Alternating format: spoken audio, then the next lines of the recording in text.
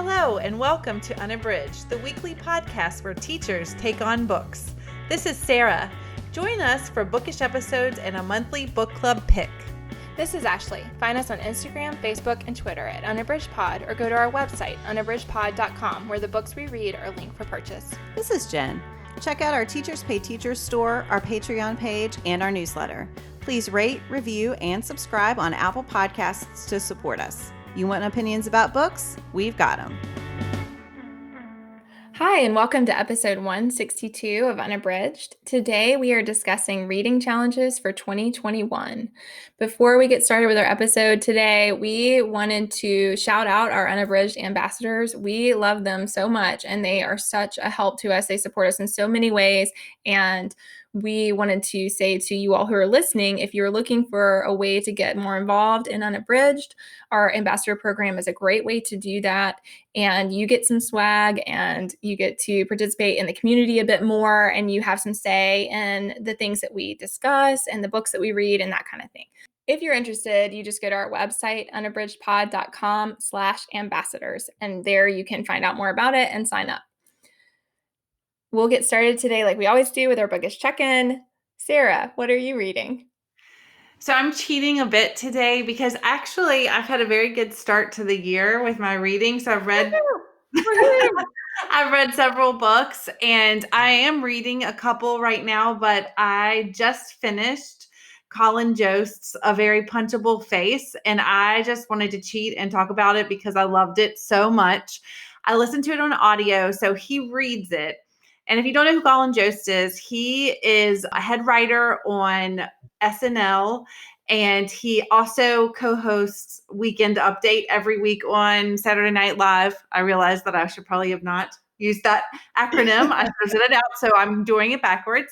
But he co-hosts Weekend Update, which is an iconic sketch on Saturday Night Live. And the book is about his growing up on Staten Island. It's about his education and how he became a writer and what he did. And it is hilarious at times, but he has a chapter dedicated to his mom, who works for the fire department and in government as a doctor in New York City, and about her involvement in helping during 9/11. And I mean, he has so much respect and love for his mom. And that story and what he said about her, I was sobbing. Aww. So, I mean, there are all these highs and lows, and it is a great book. I mean, and I definitely think that you miss out on something if you don't listen to him read it and tell it in his own words.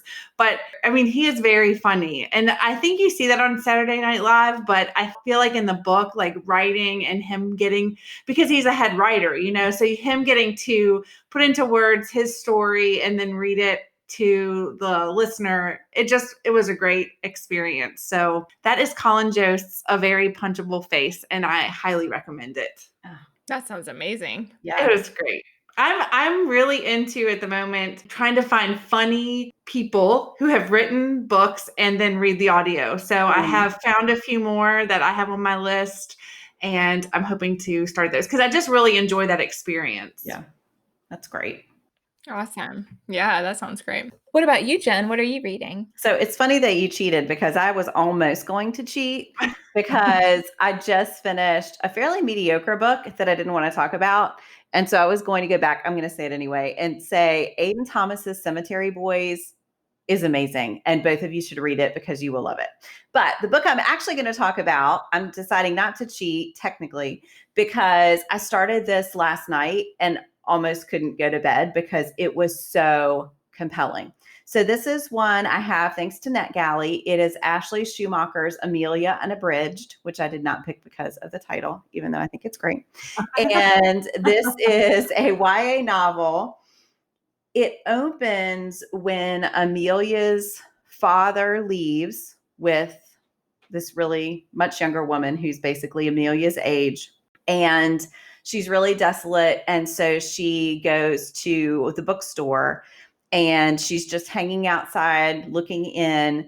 And this girl from her school, who she doesn't know very well, pops her head out and was like, "You need to come in here." And she does. And they become best friends. And it flashes forward several years later, and they've been best friends. So Amelia's mom does not have a lot of money, but her friend Jenna's parents are wealthy, and they really take Amelia under their wing. They pay for her to have a lot of opportunities that she wouldn't otherwise have. And they're getting ready to start the summer before college.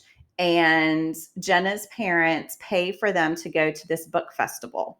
So other than Jenna, the thing that has gotten Amelia through not having a very involved mom and not having her dad around has been books. And in particular, this series written by a guy who is around their age. It reminds me a lot of Aragon in the way it's described, that it's this really young guy, and he's pretty reclusive. He doesn't go out into the public a lot, but he's supposed to be at this book festival. So they go to the book festival. This is a little spoilery, but I double checked and it's in the description, so I'm just going to say it. They go to the book festival, and it turns out that while Amelia is in the bathroom, Jenna meets the author. He has an anxiety attack and he leaves. And so Amelia does not get to see him. So Amelia and Jenna have this conflict, and then Jenna leaves on a trip. And while she is gone, Jenna dies in a car accident. Oh my gosh. I know.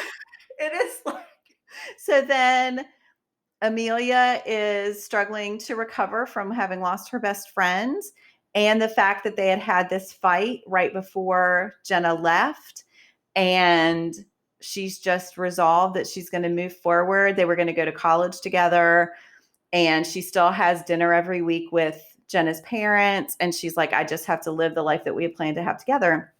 And then she gets this special edition of the book that she absolutely loves from this bookshop in another state. And she's convinced that Jenna somehow set it up, and this is like her last connection to Jenna. And that is where I left off. So I don't know what's going to happen, but oh my goodness, I am so hooked. And as soon as we're done recording, I'm going to go read this book because it is beautifully written.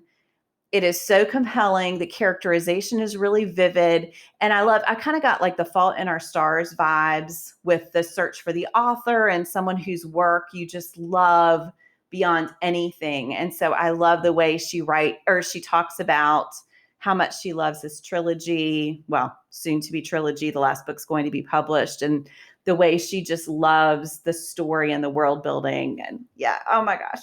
I hope the whole thing is as good as it is right now, because it's amazing. So you had me till the car crash, and then I was like, nope, that's good. I mean, I was reading in bed last night and I gasped. I wasn't expecting it. I thought the same, Sarah. You know, that's like a hard no for me. Oh my gosh, but it's so good. It sounds great. That is Ashley Schumacher's Amelia Unabridged. So, all right, Ashley, what are you reading? So I am going to cheat also.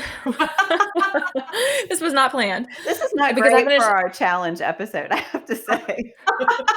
Well, I just finished this one last night, and I still want to talk about it. I finished this one last night, and I am reading some other ones, but I absolutely loved this, and it's just coming out in January, so I wanted to take a chance to share about it because I think I haven't seen a whole lot of buzz about it yet, and I just thought it was phenomenal. So for that reason, finished it last night, but do you want to talk about it? And it is Randy Pink's Angel of Greenwood. This is, and I got it thanks to NetGalley.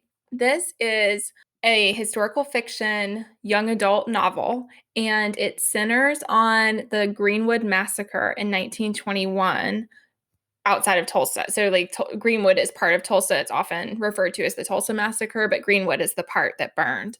And it is two young people, two teenagers, and you get both of their perspectives, Angel and Isaiah. And what I loved about it is that in a lot of ways, so I went into it knowing I requested it because it was historical fiction. I thought it was so important to talk about. I did not know about that massacre until well into my adult life. So I think that, and then I was appalled that I had not known. So I think that I was excited to see that there was a young adult writer who's writing about this for teens and doing it through historical fiction, which I think is a great way to educate about things that have happened. And so all of that was really appealing to me. But what I loved once I was reading the story is that in a lot of ways, the story is about two young people who are coming of age and are falling in love. And that is what the story is about. But at the same time, there's a sense of dread for the reader because you know that this is coming, and you know, not just because like I knew that it was referring to that, but also because in the chapters it's counting down to the event. So you know that this event is coming. And so I thought that all of that was just masterfully handled, that they did not know and yet we did. And so there's that feeling of foreboding, and yet for them, their lives are blossoming and these interesting things are happening, and they don't know that this atrocity is coming. And yet I think all of it was handled really well. And I think even in the end, no spoilers, but it felt hopeful. I mean, you as the reader know that this horrible thing that happened in real life is going to happen. And yet I think that what I really appreciate is that Pink did nothing to diminish the atrocity itself, but still sowed hope into the story, which I think is, so important for young people, especially when reading about that kind of event. So again, Angel and Isaiah, they are polar opposites in a lot of ways, but circumstances kind of force them together for a summer job. And so that precipitates them getting to know each other. And then that's where, you see young love. I mean, it's a sweet romance story in a lot of ways. And then they have to navigate toward the end of the book, really, because like I said, a lot of the story is really about coming of age and about them coming to understand themselves as individuals, but then they have to navigate this tragedy that occurs in their community. And the other thing I really loved about it is that Randy Pink does this amazing job of incorporating through the perspectives of Isaiah, who is a big believer in W.E.B. Du Bois's work, and Angel, who is a lover of Booker T. Washington's work, which again, I think very authentic to teens of the time, that they would be so familiar with these paragons and their work. Both of them were diehard for these two opposing perspectives. And so what I loved about the book is that I felt like without coming across as being heavy-handed, she also educates young people who might not know much about Washington and W.E.B. Du Bois. She educates them about those two perspectives and the views that people had in the 1920s toward each of them. And I just thought all of that was just masterfully done. So again, I had to cheat because I really wanted to say, and I did just finish it last night, but I had high hopes going into it for all the reasons I shared. And then it exceeded my hope for it. And I think that's really hard for a book to do, but I just thought it was really beautiful.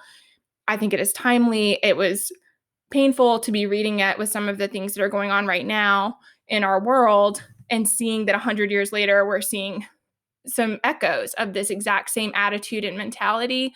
But it made me appreciate the book even more, and how important it is for us to have those works out there that highlight the ways that these things have happened in the past. So again, that's Randy Pink's Angel of Greenwood, and it is January 2021 publication. That sounds really good. Yeah. It was phenomenal. And also quick. Like I felt like a lot happened. She packed a lot in there, but it was not super long and it moved really fast. That makes me think of two series recently that have handled the Tulsa race riots really well. And one is Watchmen and one is Lovecraft Country. Had a really great episode about the burning, and it was excellent. I remember that for Watchmen, but I hadn't seen it with Lovecraft Country. I'll have to look for that. Yeah, it was just one episode, but it was great. So to get us started on our reading challenges today, we are so excited. Many of you have probably already seen our announcement about this, to be doing our own Unabridgedpod reading challenge this year for the very first time. Yay! And part of why we decided to do that this year is because we each chose at least one challenge to participate in last year, and we documented that on the podcast. And all of us found that regardless of how successful we were, that we really were pushed by having a challenge, but not in a negative way. And so that was why we were like, we want to do this for our community as well, and invite you to participate in our challenge, because we found that it helped us grow as readers and that it was a really positive experience. So our challenge includes several things.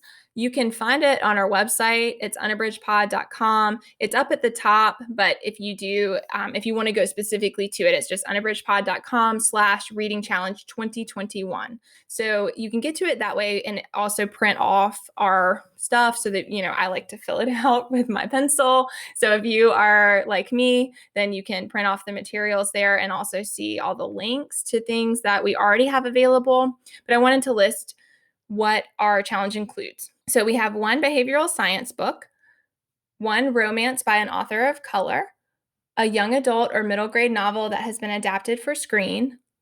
Our bonus one is to watch the adaptation as well, a fairy tale retelling, a retelling of a classic, a book from an author imprint, 2 books by an author written in different genres or for different age groups, and a graphic novel. And Sarah and Jim are going to talk a little bit about a few of the categories and also kind of our approach. So Jen, do you want to start us off and just elaborate a little? Yeah, so we want this to be, as Ashley said, something that will push you a little bit, but we don't want it to be intimidating at all. I know some of these categories, you might read it and be like, I don't know what that is at all. So I just wanted to hit on a couple of them. So the behavioral science book, for example, was inspired by our episode with Adam Shibley, where each of us shared a behavioral science book. And really all that means is it's a book that helps you modify a behavior. So that can be something that's helping you build good habits or be more organized or get your house in order. Anything like that would count. And honestly, you are the one who decides if it counts. So we are not going to sit in judgment of your choices. We are going to say, oh, look, they participated in our challenge. And we're going to be really thrilled. So whatever that means to you, it counts. Another one that I think might strike you as funny right off the bat is a book from an author imprint. This one is inspired first by Rick Riordan Presents, which is a spinoff of his own Percy Jackson books. So he has been doing a great job having these books that honor own voiceless authors who are writing about the mythologies of their own cultures. So he said felt like he wanted to address those, but he wasn't the person to write about them. And so I think author imprints are a great way for authors to support others who maybe are just getting a start. So Nicola and David Yoon have one that's coming out. You may not be able to read for it this year, but that'll be out next year. Phoebe Robinson has one. So we will cover a lot of those, but just realize there are multiples out there for different age groups and different types of books. And we will be publishing bookish faves and episodes that complement all of these different categories for our reading challenge. So you won't be out there alone. So definitely be on the lookout for our bookish faves that publish every Monday. And we will have lists and suggestions covering all of these topics so that you can either find something off that list or be inspired by something on that list and then find your own thing. And finally, we are also utilizing our Facebook group. We haven't done a whole lot in that space so far, but that separate from our page, the group is going to be a great place for anybody who wants to participate to share books that you're reading, ideas that you have for the different topics. And so that's another great place to join. And you can do that from our website. So we are all thrilled about getting that started. And we have really appreciated the excitement we've gotten from the community so far. And so we just can't wait to hear what you're reading and how the journey is for you. But we also, as we did last year, wanted to each choose another challenge to participate in. So we're going to share a little bit about each one we chose and why we chose it. Sarah, do you want to share yours? I am going to be doing Beyond the Bookends 2021 Reading Challenge. Beyond the Bookends is a blog that I follow, and I also follow both of the curators and writers of the blog on Instagram. Their challenge was one of the ones I considered last year. And what I think learned from last year is that I need to try something more specific this year, because last year I just did like read your backlist. And so I wanted to, and I failed miserably, as you all know, from our update on that challenge. So I really want to feel successful this year. And so I decided that maybe I needed to do something that was a little more specific. And so I found that as I was looking through everything, I'm not a person who's going to be able to read like 60 books or do kind of what Jen is able to do with her challenges. I really wanted to stay true to myself and just stay in my lane. for lack of a better term. So I chose Beyond the Bookends. It's one book a month. There's one prompt a month. That felt really doable to me. I have to say, over the last couple weeks, I was like, I didn't read very many books this year, and I was feeling really bad. And so Ashley had shared with me last year this spreadsheet that she used. So one night I just went through all my stuff and went and actually documented everything that I've read, and I read 58 books. So then this, it made it seem like I can do the Unabridged challenge and Beyond the Bookends challenge, and that's not going to be hard. So I was proud of myself. So I'm going to do this challenge. It seems doable. There are categories, but they're not super obscure. And everything that they listed on the challenge, I really am interested in reading for the prompt. So I felt like that was a good start. So that's what I'm going to do. And they have a page that we'll link to, and it's just called the 2021 Beyond the Bookends Reading Challenge. So I'm really excited to try it out this year. That sounds great. That sounds like a lot of fun. What about you, Jen? What did you choose this year? So before I do that, I want to say if you subscribe to our website or our newsletter, you can get that tracking spreadsheet. So if you want to do what Sarah did and keep track of all of your books for the year, and I do that a little obsessively. So we have two versions. We have a simplified version, and then we have the super Jen obsessive version. And you can pick the one that you like better. But yeah, that's an easy way. I really like having that self-totaling challenge thing. You can figure out what genres you're reading if you want, or if you have other goals that you're setting for yourself. If you want to read more diversely, for example, you could make a column for that. But okay. And also, before you move on, Jen, I just wanted to say that Jen also kindly made tabs this year that include the Tournament of the books and also a tab for our Unabridged Reading Challenge book. So I do normally use the simplified spreadsheet that Sarah referred to, but I will be switching over because I like those tabs and utilizing the tabs to have a way to document, because that was a struggle I had last year, was documenting the challenge separately, and in the simplified spreadsheet it was harder to do that. So I do think it's helpful to have those lists on hand when you're trying to organize yourself. Anyway, go ahead, Jen. What did you choose? So one of mine is a classic. It's the Tournament of Books, and that's technically not a challenge. I just make it a challenge for myself. So as I have talked about exhaustively on the podcast, the Tournament of Books happens every March. It is one of my favorite book things. It is when bookish people take the March Madness basketball bracket and put books in it instead. And they actually started it to show how ridiculous it was to have book competitions and to pick one book as being better than the other. But it's also that they do that. So they have book matchups that are really random, and then they will have an author or someone in publishing read the two books. There are no criteria. They just pick the one that they want to move forward. Some people take it really seriously and write tons of criteria. There have been people who threw them down the steps, and whichever one landed on top, that one won. So it's really always really interesting to see who picked what, why, and sometimes to get really angry. There was one in the Super Rooster, someone who absolutely infuriated me because they just refused to make a decision and flipped a coin, and it made me really mad. But anyway, so that's the Tournament of Books. That is 16 books, and I've only last year was able to read all of them. That was the first and only time I've ever done that. So we'll see if I can do it again. I don't know. The other one is a much more general one. It's just the hashtag 21 backlist in 2021.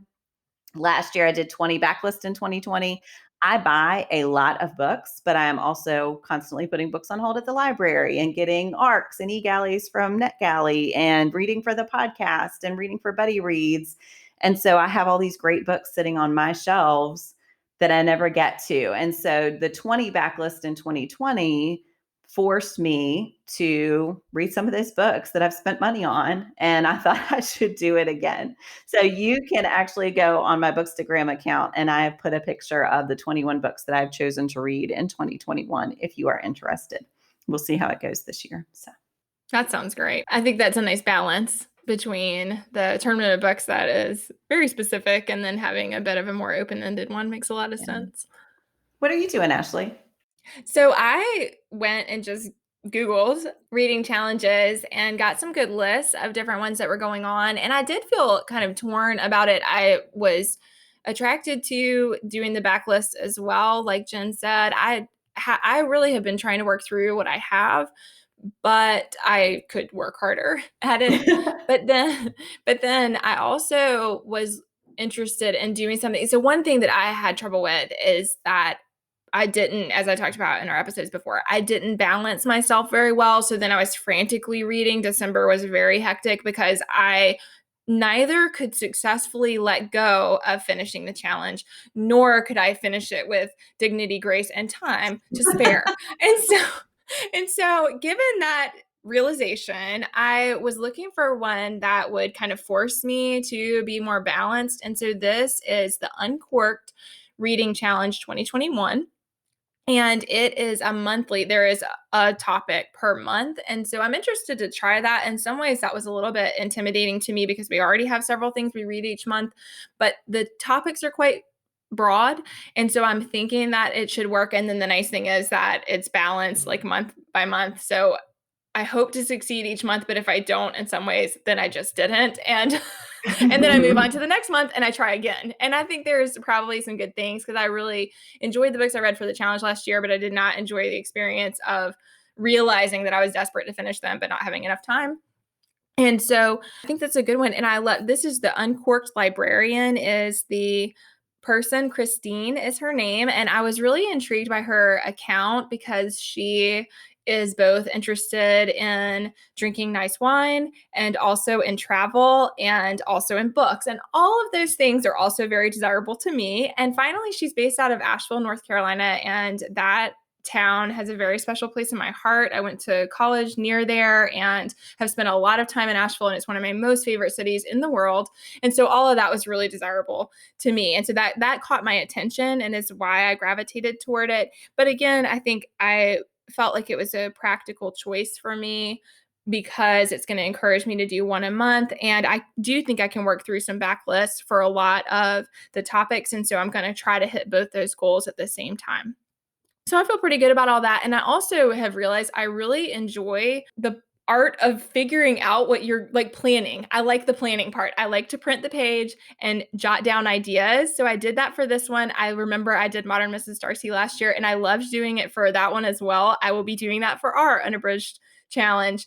And I think that was a good thing to learn about myself, that I enjoy that process. And I think that's something I can incorporate in my reading life. Being aware that that's something I like to do is going to help me to reach some reading goals. So that sounds like a fun one. And I love the month to month focus. I do that. There is something appealing about that. yeah, I felt torn because in some ways it actually is more like 12 books is more than some of the other commitments.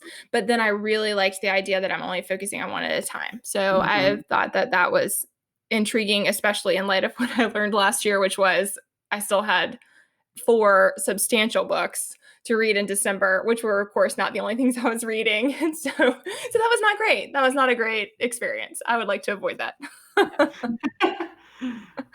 So again, we invite you to join us for our Unabridged Pod Challenge. You can do that by plugging in with us at Unabridged Pod on Instagram. We can get you hooked up there, but also you can go to our website, unabridgedpod.com/reading challenge 2021. Anything you're reading for that, if you use the hashtag Unabridged Pod Reading Challenge, we will be running those in our stories and featuring everything that people share. So be sure to use that hashtag if you're involved so that we can plug in with you and see what you're reading. So we wanted to end today with our Give Me One, and our topic today is a favorite audiobook narrator. Jen, what's your pick? So I really love when there is a narrator who seems to match up really well with an author or a story. And so I'm recommending Jane Entwistle, who reads Alan Bradley's Flavia de Luce Mysteries. She does such a good job of conveying that character who is this precocious 12-year-old, and she just does such a brilliant job of bringing that character to life that I look forward to her narration as much as I do the stories themselves. So that's Jane Entwistle. I love that narration. Oh my goodness. I read The Sweetness at the Bottom of the Pie after Jen talked about it, and I listened to it on audio, and she's fantastic. So good. That's what I can't wait to start that series. I'm really excited. And it's good to know about the audio, so maybe I'll try it that way. Yeah. What about you, Sarah? What's your pick? My favorite narrator is Bonnie Turpin. She has a prolific catalog of books that she has narrated. I mean, there are a lot, and she is fantastic. She narrated the Hate You Give audiobook, Dread Nation, which was one of our book club picks several years ago, but her narration in that was fantastic. I think that increased the enjoyment of that book, that particular book for me, because that was a stretch for me because I'm not into zombies and all that, but I thought that I liked the book because Bonnie Turpin was the narrator. And then The Sun is Also a Star, which we love, Nicola Yoon, and that was one that she wrote, but then I listened to, and Bonnie Turpin was great. So she is fantastic. She brings so much life to the story, and I always, when I look for audiobooks, I always look to see if she is the narrator. So I love her. Yes, I've listened to a couple of hers as well and love her narration. Same. Ashley, which narrator are you choosing? So my pick is Marin Ireland.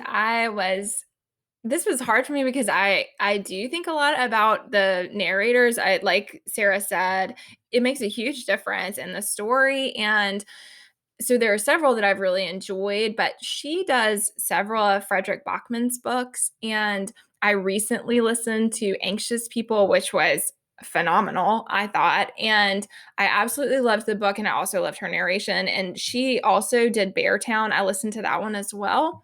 And I have to say that when I looked to see other books, to see if I had listened to others by her, she did Leave the World Behind. Mm-hmm. And did you all listen to that? Yes. No, I read that. I listened to it.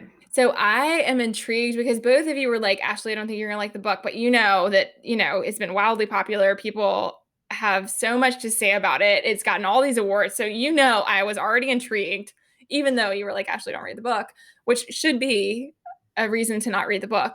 But then when I saw that she narrated it, I was like, oh no. Yeah. So I probably will listen because it was on Libro FM and I have access. And then when I saw she was the narrator, I was like, I'm here for that. So I will report back about whether that was a good decision or not. But anyway, I just think she's amazing. I feel like her narration I think in some ways it's pretty understated. There are other narrators who do more with their voices and stuff, but she never distracts from the story. And in Frederick Bachman's books, I think that is like, I just love his work. I've talked about how much I love it, and I love it both on print and listening, but I think that she never distracts from that, which I think is hard to do in some books. And so again, she's one of my favorites, Marin Ireland. Thank you so much for joining us today. We are excited to get going with our reading challenges for 2021. We're looking forward to a great reading year, and we can't wait to hear what you all are reading. And once again, if you want to get more plugged in with Unabridged, you can do that through Unabridged Ambassadors, unabridgedpod.com/ambassadors, or you can join us with the reading challenge and just let us know that you're participating by using our hashtag Unabridgedpod reading challenge. Thanks so much for listening.